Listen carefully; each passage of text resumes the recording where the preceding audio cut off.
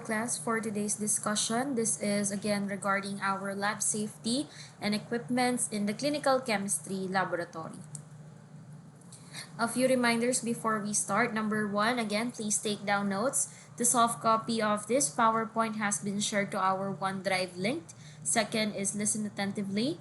Third is give extra attention to information marked with a star. And of course, don't forget to participate and enjoy the lecture. Here are the learning objectives for today.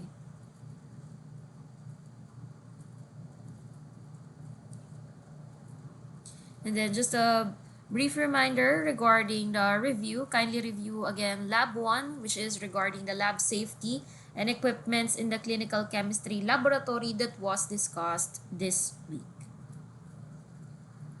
Okay, so here we have again the clinical laboratory supplies. Commonly in the clinical chemistry laboratory, it is one of the most automated areas of the lab wherein we are using different kinds of equipments including our glasswares. Under glasswares, we have different categories. We have the Kimax or the Pyrex made from the borosilicate glass, one of the most popular and most commonly used glassware in the clinical chemistry section of the laboratory. Because borosilicate glass in a way it's very stable po. Pwede po siyang gamitin sa mga very sensitive na chemicals. So that is one of the possible reasons why Kimax and Pyrex are the most commonly used po na ginagamit talaga sa laboratory. Especially the Pyrex po, very popular.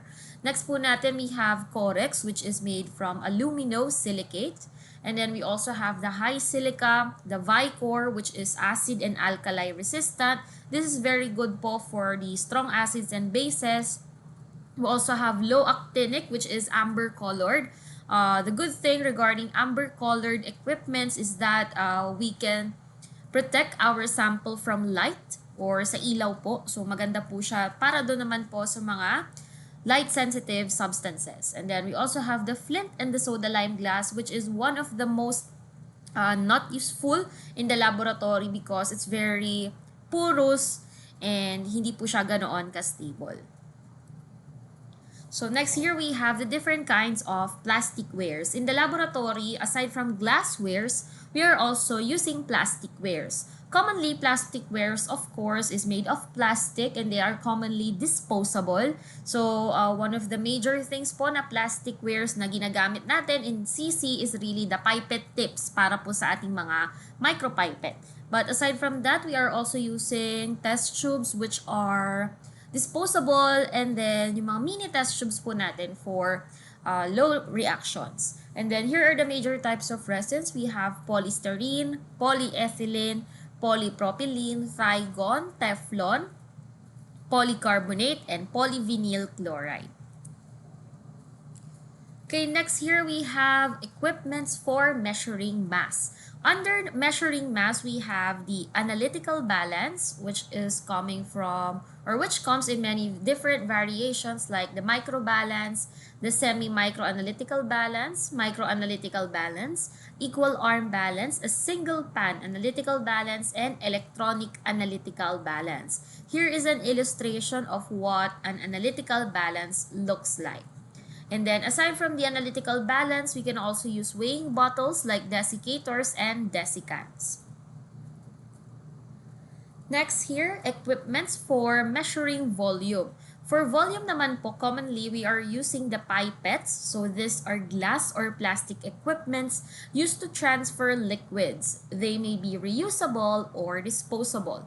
Although pipettes may transfer any volume, they are usually used for volumes of 20 ml or less, or yung pong mga nangangailangan lang ng minute or small amounts of volume. Because larger or more volume po, gumamit na lang tayo ng mga mas malalaking glasswares for that, like beaker, flask, and graduated cylinders. Larger volumes again are usually transferred or dispensed using automated pipetting devices. So directions for using a pipette when it comes to aspirating. Liquid is drawn into a pipette through the application of a slight vacuum. We never pipette by mouth. So dati po kasing practice ginagawa parang straw, 'di ba? Hihigupin yung ating fluid inside the pipette para po umangat po siya doon sa loob ng pipette. Because there is a risk of accidentally ingesting the liquid being pipetted. Pwede nating malunok, no? Yung ating fluid na dinodraw up natin using mouth pipetting. So, that's very risky for us. Baka po sumobra yung higup natin, ayun po, pwede nating ma-ingest yung ating body fluid. And then, instead, what we are doing right now, the common practice, katulad po ng ginawa nyo sa laboratory, is we are using a rubber suction bulb or one of a number of similar commercially available devices. And then, under this, we also have the meniscus. When we are reading naman po the pipette, we are checking for the meniscus. This is a curved surface of a liquid at its interface with the atmosphere. In reading volumes, the eye must be at the level of the liquid, so eye level. And then, eye level, and then parallax is a condition that causes volume to appear smaller than its actual value if the meniscus is viewed from above and larger if the meniscus is viewed from below. So it's very good practice po na eye level po yung ating reading for the pipettes. So again, here is the meniscus where we are reading the graduations or the lines for the volume so that we may know kung ano po ang volume ng ating sample. So, ang ating pong meniscus for clear fluid like this, water, mga colorless fluids, we are reading at the bottom of the meniscus. So, again, for colorless fluid, colorless, bottom. While for colored, yung may mga kulay naman po na ating mga samples, it should be read in the upper meniscus. Again, for colorless, bottom. For colored, we have upper meniscus. In this example po, we have here, this one example, kindly read this po. So here we have number 21. 21.5 and then 22. So if we will read this particular sample, again, this is colorless, so we will be reading at the bottom of the meniscus here in this area. So that's the bottom of the meniscus, and when we read this will be 21.7 ml. So yan po ang ating reading of the pipettes, again, for colorless bottom, and then for upper po for the colored fluids. And again, don't forget, eye level po tayo. When it comes to the pipetting technique, care and discretion should be used in selecting pipettes for clinical laboratory use. Their accuracy is one of the most determining factor in the accuracy of the procedures that we are doing. Konting mali lang po nung pindot natin doon sa ating pipette, this can greatly affect the test results. Especially po pag very sensitive sa volume requirement yung ating assay.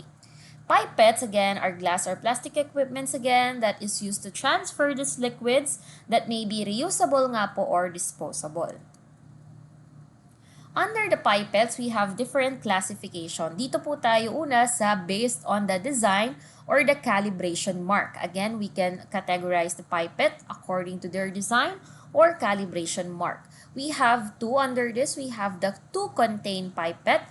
This will hold a particular volume but does not dispense the exact volume. Again, to contain only, to contain. It does not dispense or deliver the exact volume because again, the purpose is just to contain. And then the other one naman, to deliver the exact amount. Again, to deliver will deliver the exact amount it holds into a container. So again, to contain, not exact, to deliver exact amount. And then next categorization we have based on the drainage characteristics or yung paglabas naman po ng fluid doon sa loob ng ating pipette. So yung pag-flow niya to the outside or to the container, that's drainage. So number one, we have your blowout pipette. Blowout pipette has a continuous etch rings on the top of the pipette, something like this. So as you can see, this has rings and ito din po. Yan po yung etch rings na tinatawag sa ating mga blowout pipette. So the exact volume will be obtained when the last drop is blown out, hence the term blowout pipette. So meron pong mga konting fluids na matitira doon sa tip ng ating pipette, you need to blow it out. If it's a blowout pipette, again, this can be familiarized with an etch ring. Then we also have the self-draining pipette. For the self-draining, it has the absence of an etch ring. Wala pong mga ganitong mga rings niya. So, it's just a typical, diretso po, malinis yung top. So, aside from that, the absence of etch rings, the self-draining pipette, the users will only allow the contents of the pipette to drain by gravity alone. So, gravity lang po yung ginagamit para po lumabas ang fluid doon sa loob ng pipette. Okay, next here we have categorization based on the types. First, we have the measuring or graduated pipette. These kinds of pipettes are capable of dispensing different volumes. Again, for the graduated or measuring pipette, they are capable of dispensing different volumes. So, pwedeng 5 ml, 3 ml, 2 ml sa isang pipette na yon because meron po siyang multiple graduations. And because the graduation lines located on the pipette may vary, minsan kasi may mga pipette na malalaki like ang maximum capacity 25 ml, yung iba naman 5 ml lang kasi maliit. They should be indicated on the top of each pipette. So in this example, nakalagay po dito 5 and 1/10. The number here indicates the total volume or the maximum capacity. Like if 5 ang nakalagay, the maximum capacity is 5 ml. And then the fraction here, the 1/10, this denotes the major divisions or the lines or the graduations of the pipette itself. So if it is indicated that there is 5 and 1:10, it is possible here that we can measure like 3.1, 3.2, 3.3. So something like 0.10 divisions. So ganun po yung mga lines niya for this particular example of a graduated or measuring pipette. And then still under the graduated or measuring pipette, we have the first one. We have your serological pipette. This has a calibration mark to the tip.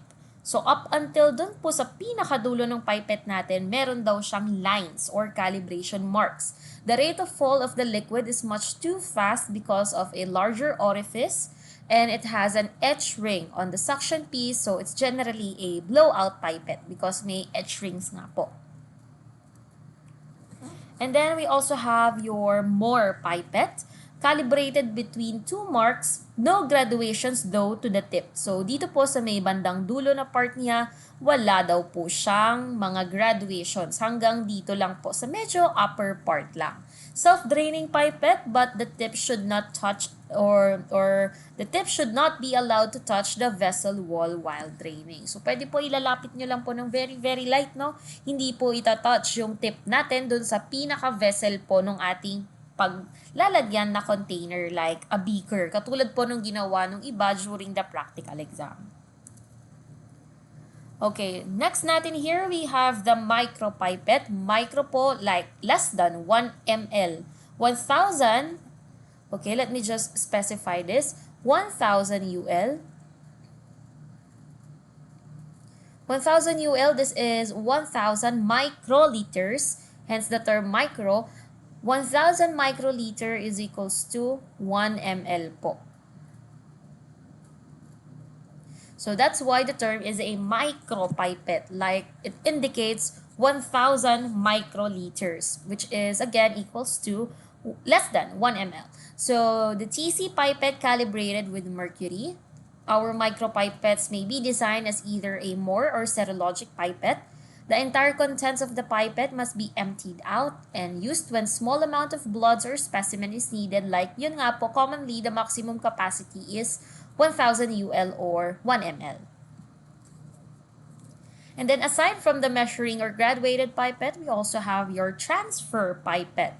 This dispenses a single volume only. So, kung isa lang, single lang, kunwari, 5 ml lang, hanggang 5 ml lang ang kaya niya. Isa lang po yung line niya. So that is a transfer pipette. Again, this dispenses only a single volume.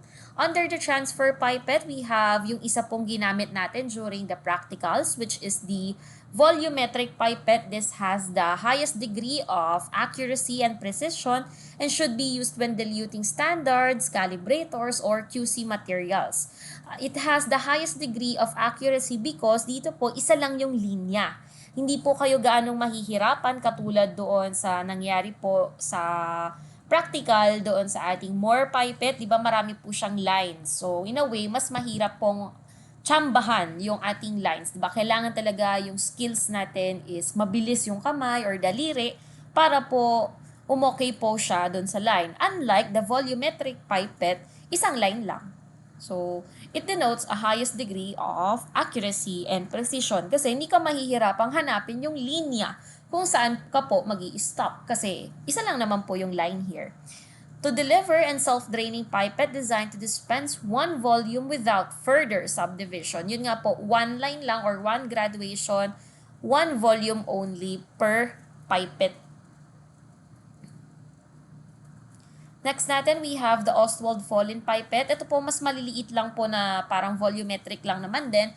But typically, the Ostwald-Follin is used when biological fluids having a viscosity greater than water, like blood, is used as a sample.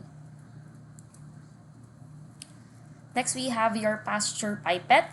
This has no calibration marks typically and used to transfer biological fluids without consideration of a specific volume. Pang-transfer lang. Kunwari, kailangan nyo ang few drops, like 2 to 3 drops. Kailangan nyo po ng ganun. So, that's not an exact volume, so Pasteur pipette may be used.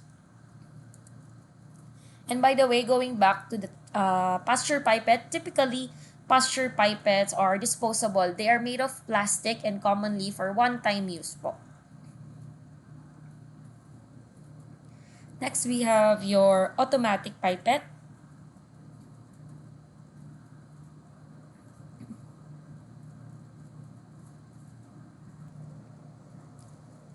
Next, we have your automatic pipette, which comes in micro or macro, which is more than 1 ml. But typically, the automatic pipettes that we are using are the automatic micro pipette.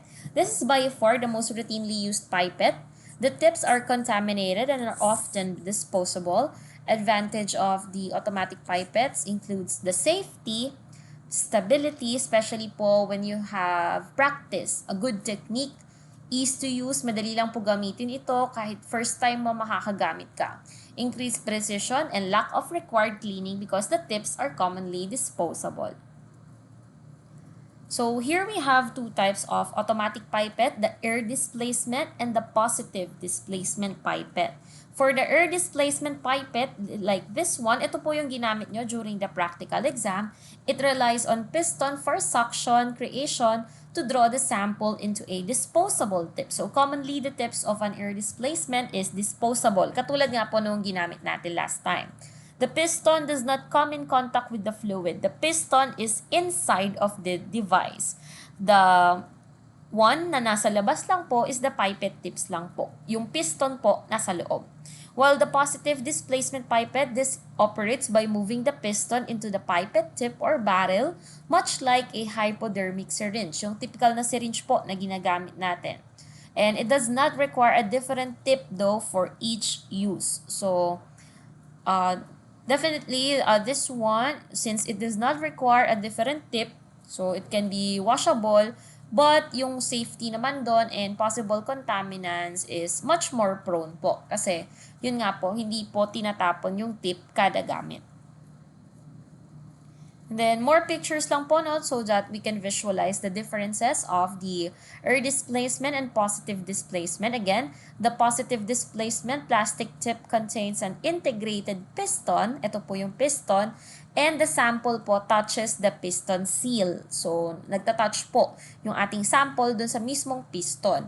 In comparison po, yung katulad ng ginamit nyo, which is the air displacement, the volume of air displaced corresponds to the selected aspiration volume. Kung gaano, di ba, yung first stop tsaka second stop, kung saan kayo mag-click doon, yun po yung corresponding na air na ibubuga niya doon para yun din po yung ating ma-aspirate sa disposable tips natin. And commonly, the sample here like this, it does not touch the piston. Nandito po yung piston sa taas, while the sample is nandun lang po sa mga disposable tips natin. And then aside from those two, we also have the dispenser or dilutor. It obtains liquid from a common reservoir and dispenses it repeatedly. It combines sampling and dispensing functions. So ito po more on parang bottle, and then i-click nyo po para lumabas yung exact volume that you needed. Okay, additional clinical laboratory supplies. We have first your centrifuge. Centrifugation is a process in which centrifugal force is used to separate solid matter from liquid suspension. Good example of specimen that we are testing or using the centrifuge with is blood. Our blood has many different components like RBCs, WBC, the serum, or the plasma. We can separate those components through the use of centrifugation. In clinical chemistry for analysis and also to concentrate urine sediment and urinalysis for microscopic viewing. Ang ating CC tsaka CM, hindi po yan magwo-work, hindi po magwo-work yung kanyang function, yung area na yon kung walang centrifuge. Because centrifugation po, it's one of the major po na kailangan nating i-prep or gawin. Kailangan i-centrifuge yung mga sample prior to testing. Then, aside from that, the principle of centrifuge again is it separates on the basis of the mass or density. Meaning, kung mas mabigat yung substance, they tend to settle at the bottom, while lighter substances, yung mga mas magagaan, they tend to float on the top. Here we have the different kinds of centrifuge. The angle head, this has a fixed 25 to 52 degree angle at which the tubes are held during centrifugation. The speed is 9,000 Gs. So this one po, ito po yung common na ginagamit, the angle head, wherein yung volume or rather, the angle po, doon po sa loob ng ating centri, it is fixed. Hindi nyo po magagalaw yan. Nakaslant lang po siya dyan, and then ilalagay lang po natin yung test tubes. Hindi po siya nagagalaw. In comparison, the horizontal centrifuge, otherwise known as the swinging bucket, it is in the vertical position, nakatayo po, vertical, when the centrifuge is not moving. So kapag hindi pa siya ginagamit, hindi pa umiikot, yung buckets or the swinging buckets po dito, hindi po sila gumagalaw and naka-vertical po, nakatayo, like this nga.